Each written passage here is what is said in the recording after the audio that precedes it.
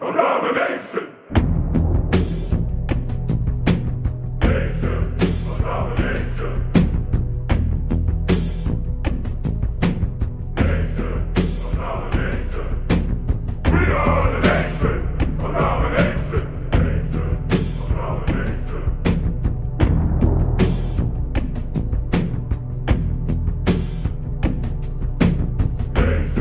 of domination.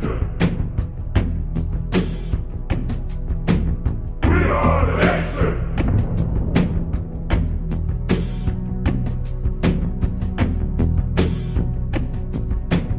Nation of domination. We are the nation. Nation of domination. Man, Eagle's really stressed out right now, doing 25,000 things at once. Welcome to Nation Domination Podcast with not the GM, who is actually away on a personal matter, but Simon Dagenet, who is subbing in, the ringer of FPF. Yeah, I've been. I took GM's place as a writer. I took GM's place on the podcast. I'm basically the next GM. Next thing you know, you're going to take GM's girlfriend, and then you'll be the GM 2.0. That's how we look at it. Well, Simon, thanks for coming in here. Of course, we are now in Div 4 playoffs here. Before we get to the playoffs preview that we'll do for every game here, your end of season reaction, surprised by who's in, who's out? Did it go expected to what you thought it would be this year? There's a few surprises. There's a few upsets that I didn't see coming, which one of the reasons why I like Div 4 a lot is because there's a bunch of teams that you didn't expect to come in, but they squeeze themselves in. A bit of disappointment as well. I really hope Longhorns would have been in. I've mentioned in my article, I'll mention it again. I really hope Longhorns would have pushed it in this year. They really made a great push at the end of the season. It just fell short. And as predicted, the Duck Dynasties managed to get the 12 seeds over a win this week as well. Well, speaking of Duck Dynasty, we'll kick off the playoff preview as they take on the 69ers. The 73 Niners taking on the 5-5 Duck Dynasty. This is a rematch of Week 11, funny enough. Your LDD won 32-25. Paquette Perreault had 4 TDs. Sharber had 3 TD passes in the game. Duck Dynasty on a 5-game winning streak. Now, the key, though, is that this one put them in position to be in the playoffs here, Simo. Is LDD a bad matchup for the Niners going into this matchup? I don't think so. I think it's a good matchup for both teams. I think LDD matches up very nicely, but I think it's just they're the better team right now than most teams would anticipate. They're the best 12 seed I've seen in a very long time. They're a very, very good matchup for anybody. They're a deep ball nightmare. They just throw it up. Paquette Perreault has one of the best deep balls I've seen in the lower divisions all around, and his receivers are disciplinedly fast that they actually make touchdowns on most throws. So are they the most dangerous team in this playoffs then, in your mind? Yes. One of the most dangerous teams in the playoffs right now. You didn't People will underestimate them since they're 12 seed. Right. They're coming in the game saying, oh, we have an easy matchup coming in this week, and they're going to get blown away really fast and lose it by halftime. You mentioned Paquette Perreault and, of course, Shea Harbor for Niners here. Which quarterback do you trust more at this point of the season? Based purely on stats, I would say Paquette Perreault because he's thrown 3 interceptions all season long, which is ridiculous. If you put it towards who has more experience, I would give the edge to Shea Harbor just because he knows what to do in FPF. But when it comes down to it, the way Paquette Perreault has been playing, I don't see him losing this week. Well, Harbor is 1-2 when he throws 2+ INTs. In fact, for the Niners in terms of their losses this year, right? 2 out of 3 losses, they've been held at less than 26 points. So quarterback play could be very important here. But speaking of quarterback play, we talk about the receivers. The most dangerous receiving trio we have here. Soucy, Perron, Belanger is combined for 116 yards catching, 1,300 receiving yards, and 37 touchdown grabs. LeBranche, Clordy, and Dimitriou, 91 catches, 1,200 yards, and 38 TDs. Which is the more dangerous trio right now? I think the latter is the better trio just because they have more experience in FPF. They're a better group.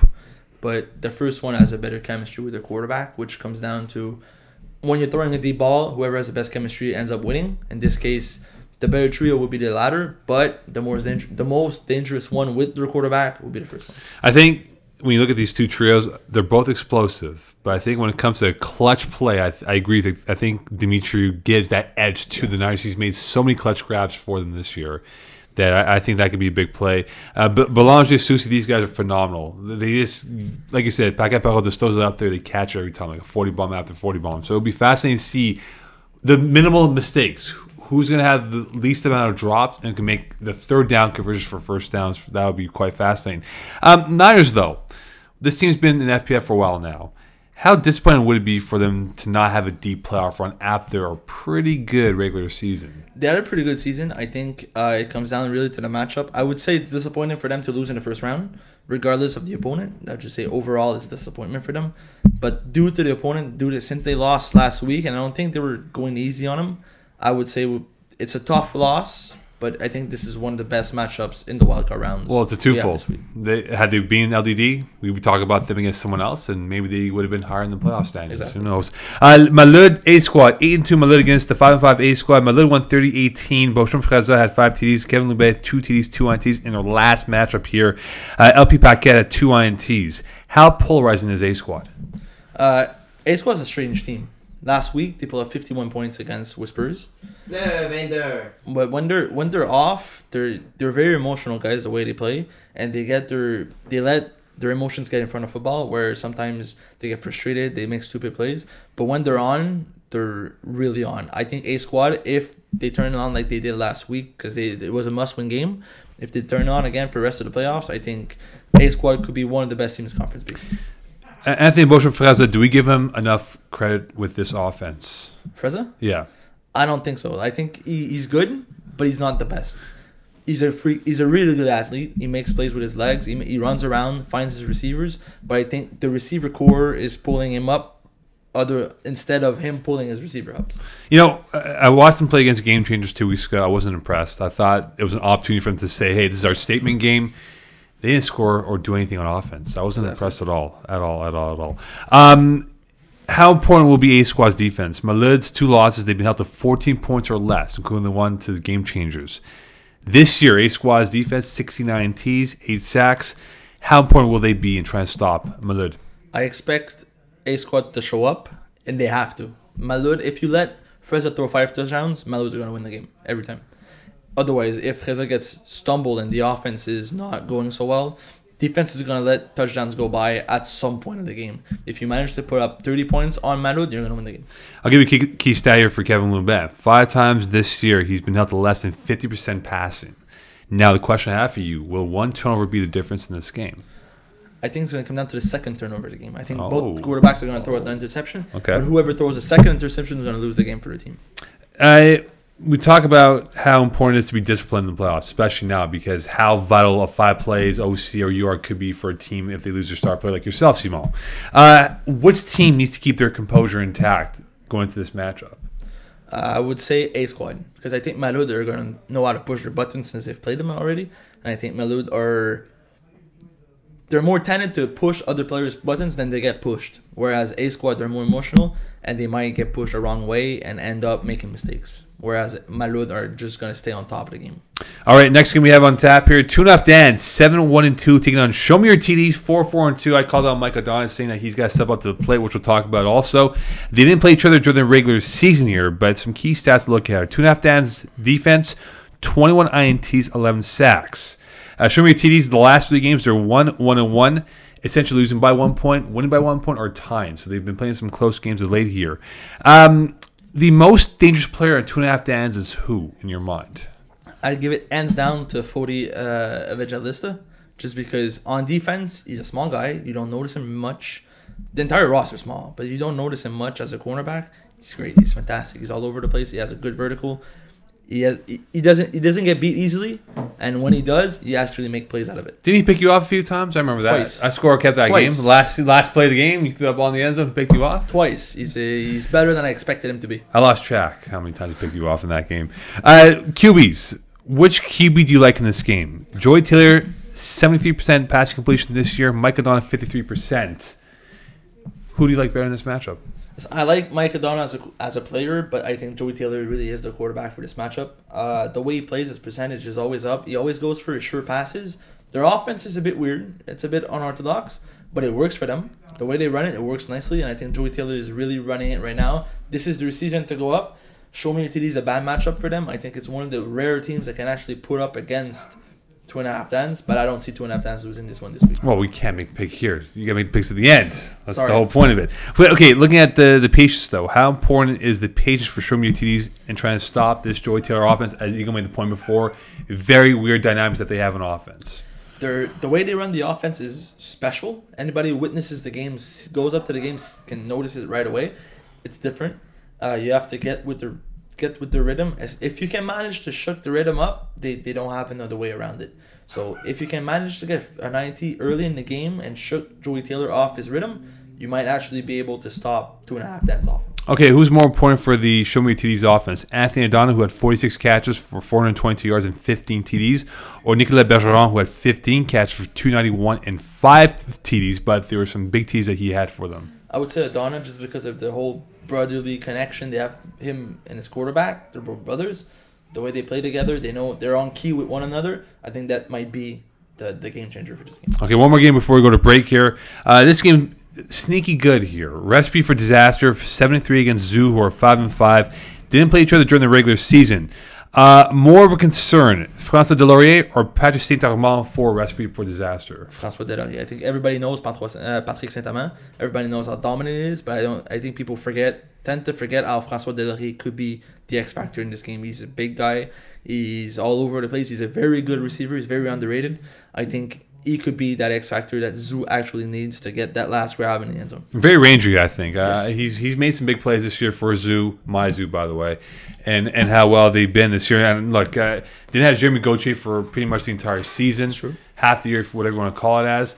But I think for this football team and what they've done so far with their player personnel, it's pretty remarkable how far they've gone up till now with the success. One player for Recipe for Disaster's offense that will be problems for the Zoo defense. Ryan Naridi, hands down. He runs options. He runs run options in FBF, and it works out. He runs touchdowns in. It's impressive by itself. He's a fast guy. He's a lot better than most people would give credit for. And he's one of the reasons why Recipe for Disaster right now offense is working. Him and Kevin Bustani, but I would give the edge to Aridi. Speaking of Ryan Aridi, is this the most important matchup in the game? Ryan Aridi's rushing against Frank K's passing. I don't think so. I don't think that Frank Hayes doesn't use his mobility well. He doesn't use it much. He doesn't use his legs. He stays in the pocket and throws it out. I think it's going to come down to the cornerbacks against the wide receivers. I think this is important because, not to insult Frank K, but if Ryan Aridi is on point, he gets the quarterback quick and forces him to throw that football. We talk about turnovers being key in playoffs. Yeah. One or two could cost the Zoo maybe points and maybe my hope of them going to the finals this year as well. K throws the ball way too quickly. It won't matter for Aridi. Well, there you go. Frank K. Quarterback tips from Alex Stockula, Eagle. Do we underestimate Zoo, though? They've played, as a whole, though. This year on their schedule, they played 6 playoff teams. They went 2-4, but in the 4 losses, very close losses that they had. You love the Zoo. They beat the Coyotes week 1. It's your team. You love the Zoo. It's my team. But I think, as a whole, most people would underestimate Zoo. Not just because they have a very methodical way to drive the field. They're not the kind of team that's going to show up with 40-yard bombs. It's not their style of play. It's not Frank K's style of play. So it's not flashy. Zoo is not flashy. They grind the clock and they actually manage to get the other team 5 possessions, 4 possessions, and they're going to make the key turnover and win. It's not flashy. It works. I think everybody's going to underestimate Zoo. Even if they win this game and they move on, they're still going to be the underdog. Eagle says you need to have a 2-score lead and Zoo can't catch up. We'll see how that plays out. Last question before we go to break. Applebaum and Frank K have combined for 44 INTs. Who needs to manage the game better this weekend? I would say Applebaum. The way his offense is running, they run a lot of trick plays. If Recipe for Disaster can actually manage to play it safe and to punt rather than get interceptions early in the game, I think that they're going to put the pressure back on Zoo. And when the pressure is on Zoo to catch up the Recipe for Disasters, that's when they may miss it. You know, I saw Applebaum play not too long ago with RVD and didn't impress me too much. And I think you're right. I think it has to be on his. The onus is on him to make that play. And if it's third and 10, it's a two-point lead. Their defense is good. Don't put your defense in a position where they're going to be breaking all the time. I'm supposed to be bending here. Come up next here on Nation Domination, we'll talk about Crisp. They were almost a 1 seed, now dropping down to God knows where, 7 seed I think it is now, taking on Team Ethnic. Also, Mark in the middle against Lobster Dinner. Find out, punt returners Ghost, Gab Wiseman, is he the X Factor? And finally, Mustangs DG against your Dragons. Yes. And award winners. And also the award winners here Good on job. Nation Domination. Eagle up my butt to give you the award winners. And we'll talk about some other things here on Uncle Head Coast to Coast News. Stay tuned. Call on the Audible has been brought to you by the English Montreal School Board's DEAL program. Distance education for all learners will allow you to obtain your high school diploma or prerequisites for CEGEP or vocational studies from the comfort of your own home. It's never too late to go back to school.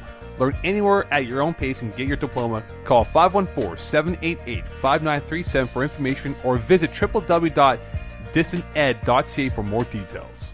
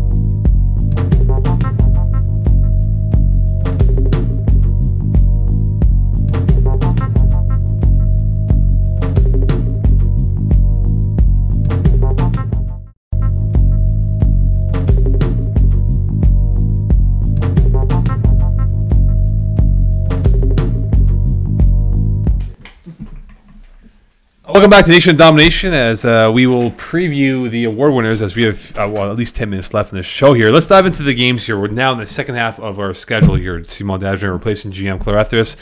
Crisp, that's GM's team. 7-3 against Team Ethnic, 5-4-1. No mean between these two teams here. Andrew Garofalo, when he scores 2+ TDs. Garofalo, sorry. Angelo Garfield. Say it properly. Angelo. Ethnic is 3-0. My question, though, is this. How do you stop Liam Mahoney? Honestly, I don't know. How do you stop Liam Mahoney? I've seen double coverage on the guy. He still gets open. He still gets the ball. His chemistry with Terrence Morsick is unbelievable. I've seen double coverage. I've seen him break it. I've seen him score 4 touchdowns when there's 2 guys on him. I don't think Team Ethnic has the personnel to stop Liam Mahoney. I think this is a very, very bad matchup for Team Ethnic this week. Okay, so if this is a bad match for Ethnic, should they slow down this game, max clock, and minimize possessions to limit any opportunities for Crisp? Definitely. I think Team Ethnic needs to take the ball in their own hands and make sure that Crisp doesn't get... Well, they can be Crisp too, yes, if you want. If it doesn't get 6 possessions, they need to minimize as much. If they can make it a 4-possession game on both sides of the ball, Team Ethnic has a chance. Okay, we're talking about high-scoring offense and trying to minimize this here. Of course, this question is this. Could Team Ethnic risk this game being a shootout? Because remember, Crisp this year, 9 games, he's scored 30-plus points. Do they take that chance and go deep and try to beat them and try to stretch that defense out? I don't think so. I think Morsick has a better arm and a better vision of the field than Garofalo does. And at the end of the day, I think if they try to go score for score with Crisp, they're going to end up on the losing side of the ball. Speaking of Garofalo, they're 3-0 when he has 2+ TDs, whether it's passing or catching or rushing. Is he the key to this game then? On defense, yes, definitely. On offense, too. If he can manage his offense properly and he plays as good as he usually does on defense, he could be the key player for this game. Okay, Mark in the middle, 5-4-1 against Lobster Dinner, 5-5. They didn't play each other this season here. Marco in the middle is on a 2-game losing streak. Lobster Dinner, is it a balanced offense or a lack of a game breaker that defines this offense? I would say a lack of game breaker. The way the offense runs, it's very balanced on both sides of the ball. They have a lot of guys that chimes in, but I don't think they have that one guy that really takes the defense apart by himself. They're missing that one guy. But is that a good thing or a bad thing? Because now in the playoffs, you need a go-to guy. So you're seeing that will put the onus on who then? That's one thing that I've been trying to figure out myself with Lobster Dinner. Is it a good thing or a bad thing that they don't have that one playmaker? Because you don't know who to cover when it comes down to the 4th down and you need that conversion. They can't go and say, okay, we'll double cover that guy because the ball's going to him. So that could be the factor for Lobster Dinner. And that could be the thing that actually gets them next week. Both teams have had poor sack totals this year. Which team needs to make life as uncomfortable for the opposing quarterback? I think Marco in the middle needs to get the rusher on point against John Brown, because if John Brown starts running around as well as he could, it could be a matchup nightmare for Marco in the middle. Speaking of John Brown, does he dare to throw on Gordon Hogan's side? We know Gordon Hogan, how incredible he is as a playoff performer. Mind you, he did get angry at Terry Tan for that awful snap that he had in the end zone last winter. But the point is this. Does he dare to throw to his side, yes or no? I think he will. I think he's not going to go deep on Gordon, but I think he's still going to try to throw on this side, just because the way John Brown plays his offense, he's not going to go only on one side of the field. He's going to mix it up a little bit, and he's going to go on Gordon Hogan. I think so. First team to 30 points wins this game? Yes. Fair enough, then. Punt returners 6-3-1 against Ghost 5-4-1. The most dangerous player in this game is who? Danny Ostegui or Gab Wiseman? Gab Wiseman. Really? Okay. That's my dude. He's my guy. He's been playing with me for a long time. I love the guy. There's why no one knows about him, because he's playing with you. He's really. Let's call it for what it is. He's really good. But the thing is, the Wiseman doesn't have huge stats because he plays snapper for Ghosts, so his stats are not. He's not getting those 40-yard bombs. But on defense, he's the one that is always in his face, that always gets the pass deflected. He doesn't necessarily get the interceptions, but he shuts down his side of the field, and I think he's the key matchup in this side against, let's say, a CE.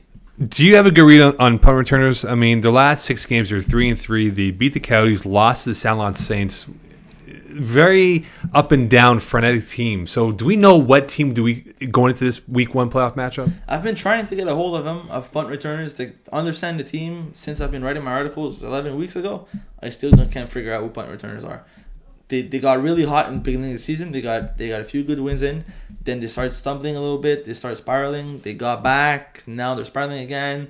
They didn't play so good against Coyotes. 12 points is not a lot. They still won, but 12 points shouldn't get you wins in FBF. And now they're going to the playoffs on a slump that possibly could cost them a game. Well, speaking of games, does the edge go to the Ghost offense or the returners defense? 8 times the Ghost offense has scored 30-plus points. It all depends on Gaumont and how he plays. Yeah, he's a roller coaster. If he's hot, he's super hot. He's going to throw 8 touchdowns. If he's cold, he's going to throw 4 picks. Speaking of Alexis Gaumont, is this his coming out party this playoff? Yes. He went to the last season. Ghost went to the championship. They lost in championship game to Game Changers. This is his time to show that he can actually make it deep again in the playoffs and actually win it all. If he loses out early, this could be a big killer for them. Well, this is the biggest game of the week here. Mustangs DG 5-4-1 against your team 5-4-1. That's Dragons, by the way, for those who don't know at home. Didn't play them this year. Surprise, surprise. Well, the question, it's kind of redundant here, this question, but I'll ask it anyways. If you're GM, what would his answer be? More surprised to see the Dragons here or Mustangs DG? Well, GM has a lot of love for Dragons somehow. He ranked it as high early in the season. He actually ranked the Dragons above Mustangs early in the season and also in the midseason. So I would say, if I was GM, I would say it's more surprising to see Mustangs as a higher seed than Dragons, but knowing him, and he hates me, So I would say you would just take a shot at me anyways. Mustangs, they have 4 losses to playoff teams. Average loss, essentially 2 TDs, so 14 plus points, whatever it is. Is this a concern that they're not playoff tough? The way Mustang plays, they rely a bit too much on Simon Vade's arm and the way that he can throw the deep ball to both the Boudal brothers. The offense basically is both the brothers and their deep threats. Now, if you take any of the 2 brothers or the quarterback out of the equation, I don't think we have the same team at all. And in this case, knowing that Simon Vade is injured and he will not be making any of the games in the playoffs. That's going to be the next question. What's going to happen with him now? You got the insider dish on this. Since he's not playing at all because he blew out his knee, I would say that Mustangs are either they can find a quarterback that has a decent arm that can actually throw to the Boudal brothers, or they're going to have to reinvent their playbook first game of the playoffs after 10 weeks of football. Okay, since I can't ask you the question, I'll ask Eagle the question then. Eagle, how important is this playoff run for Simon Dagenet? This year, 7 games, he's passed for 2 more INTs in a game. So 7 times, 2 plus INTs. How important is this playoff run for Simon Dagenet? Playoff game? No. Are you sure? Yes.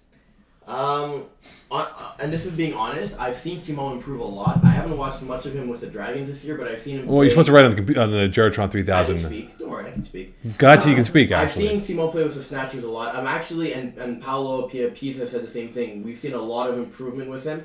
Over the years, he's always had a crazy crew of receivers around him and just really couldn't win games. But this year, it's very different. We've seen tight games come down to the wire. There's still the occasional bad INT that's thrown, but his defense makes up for it this year, which is always good. So he has a good receiving talent. The pressure is on him, but it's always been on him. I think he's finally reached a point where you can actually manage a game. Well, you know what? I've seen a vast improvement going from 43 incompletions last spring to now 35, so we've seen a huge improvement over there. It's back to Simon. Thank you very much, Eagle, for that answer. Mustangs, how do they stop Gilles Fortier-Poulin and his 18 TDs? They can't. They can. 18 TDs, 9 games. It's simple as that. Very impressive. No, honestly, the way you can stop him is he gets a lot of touchdowns. Mm-hmm. He also gets a lot of catch because he's on my strong side. Okay, is that a little tip off the offense? That's how it goes. Schematics, I see, huh? All right, let's go to the All-Star or the award winners first before we get our picks here with Simon Dagenet on Nation Domination here. I've yet to see who are the award winners, so my reaction might be priceless. Or it might be like, what the hell is going on here? Who made the award winners? All right, let's go. We'll go quarterback of the year last. So we'll go first with the 2-way player of the year. For Division 4 is from the Cream Team, Matthew Monat, who had 65 catches, 713 yards, 17 TDs, 11 INTs, and 10 pass deflections. Agree? 19 tackles. 19 tackles. Hands down. There's nobody. It's him, and then there's the rest. All right, I agree with you on that. Without doubt, I agree with this all the way through because I did most of their games. Defensive player of the year is Mendy Cardichon from the Trap Stars. 23 tackles, 12 INTs, and 5 PDs. Simon? Yeah, my vote as well. I think Mendy was really the reason Trap Stars out of defense in the first place. And the reason they actually won games is because of their defense. That's a well-known fact. So to see Mendy here is not so much of a Too bad you had no quarterback, huh? Anyway, receiver of the year. Drum roll, please. Alex Lewis, Ballbusters, 58 catches, 843 yards receiving, and 21 TDs. Simon? I'm a bit surprised here. Stats-wise, he's a freak out there. But I would expect him. I didn't consider him when I did my picks. I didn't consider him because he plays in D2 with solid. Mm-hmm. Since he doesn't play offense, we didn't count him in, so we gave him the award because he's a freak. But otherwise, I would have gave the award to someone else because I thought he was ineligible. All right, and the quarterback of the year is Fred Vienne from the Six Fast Guys. I think that's a no-brainer. But 60 touchdown in a single season, that's a no-brainer. 80.3% pass completion. Highest in FPF history. Highest in FPF history. But I just want to make a point for all 4 award winners. iScore kept probably about 70% of their games, not all of it. So really, I'm the winner of all 4. We all voted for the exact same. I didn't vote. Making a mistake with Lewis. Anyway, congratulations. Fred Vienne knows that award belongs to me because iScore kept all their games. So I may have erased or added some completions. Who knows? I forget. I bet you couldn't do it for your games. I never know. Anyway, let's go to the picks quickly here with point spreads. We'll go with the first game here. Niners, LDD, 4.5 points for the Niners. Who do you have? I have LDD here. I have LDD going up with 6 points. Their LDD is going to upset, and they're going to cover the spread the other way around. All right, fair enough. Malud, A squad, 7.5 for Malud. That's a tough one. I think Malud's going to win, but they're not going to cover the spread. It's going to be a very tight game, knowing how A squad's going to play. I see A squad losing this one by less than 5 points. 2.5 Dans, show me TDs. 9.5 points for 2.5 Dans. Yes, the Dans are going to win it, and they're going to cover the spread. Oh, wow. RVD, Zoo, 5.5 points for Recipe for Disaster. That's a tough one. I would give it to Recipe for Disaster and covering the spread because it's a small one. I'd say they win by 7 points. Crisp, Team Ethnic. Crisp, 12.5 points. I give it to Crisp, and they're not going to cover the spread by 1 point. Marco in the middle, Lobster Dinner, 7.5 points for Marco. Marco in the middle actually will win, but they will not cover the spread. Returners, Ghost, 1.5 for Ghost. Ghost, and they blow out the spread by 10 points. All right, Mustangs, EG, Dragons, it's a 1.5, so we'll go to Terry Tam and Eagle. Who do you have? No Simon Valles, so this is now moving up to 4.5 points. 1.5, 4. Now 4.5 points. We're going to go 4.5 points for Dragons. And no small body. Yeah. I went Mustang DG on this one. Oh, wow. I think the Dragons, if they blow this, they should just disband their team. It should be Dragons, and they cover. Okay, fair enough then. Simon, what did you learn on today's episode? I learned that you have too much prep for what you do. I do. You could fly probably with a lot less prep than what you do. I also learned that Eagles talk too much. He's a producer, not a guest. I learned Eagle can speak as opposed to going through the Juratron 3000. I learned that Simon's actually not so bad at podcasts now. That is true. Come up next is You'll Never Walk Alone. Simon, thank you very much. Best of luck to you in the playoffs this weekend. We look forward to seeing you in your suit when you're out of the playoffs by Sunday night. I might actually be on the field. Should I have a suit on the field? Silent reporting? Sure. Without further ado, good night, South Korea. Come up next, You'll Never Walk Alone with Terry Tam and Mo Khan for the Div 5 podcast. Stay tuned.